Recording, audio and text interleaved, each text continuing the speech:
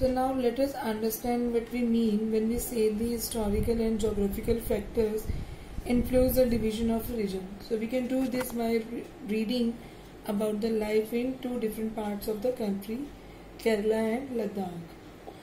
Kerala. Kerala is a state in the southwest corner of India. It is surrounded by the sea on one side and hills on the other. A number of spices like pepper, cloves and cardamoms are grown on the hills. It is spices that made this region an attractive place for traders.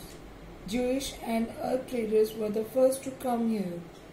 The apostle of Christ, Saint Thomas, is believed to have come here nearby 2000 years ago, and he is credited with bringing Christianity to India.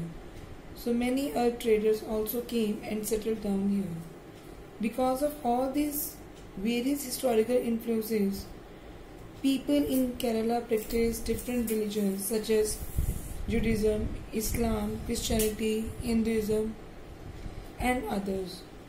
The fishing nets used here look exactly like the Chinese fishing nets and are called chinawala. Even the utensil used for frying is called the china chatti, and it is believed that the word chin could have come from China.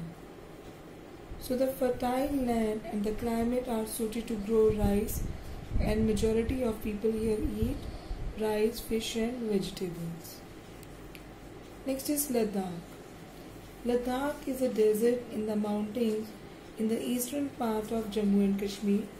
Very little agriculture is possible here since this region doesn't receive any rain and is covered in snow for large part of the year.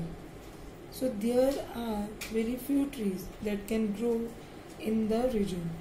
For drinking water, people depend on the melting snow during the summer months. People here keep sheep and goats. The goats in this region are special because they produce pashmina wool. This wool is prized and pashmina shawls cost a lot of money. The people in Ladakh carefully collect the wool of the goats and sell this to the traders from Kashmir. The people eat meat and milk produced like cheese and butter. Each family owns some goats and yaks. Being a desert did not mean that Ladakh didn't attract its share of traders. It was considered a good trade route as it had many passes through which caravans traveled to what is today called Tibet. Unity in diversity. India's diversity has always been recognized as a source of its strength. When the British ruled India, women and men from different culture, religion and regional backgrounds came together to oppose them. India's freedom movement has thousands of people of different backgrounds in it. They worked together to decide joint actions, they went to jail together, and they found different ways to oppose the British.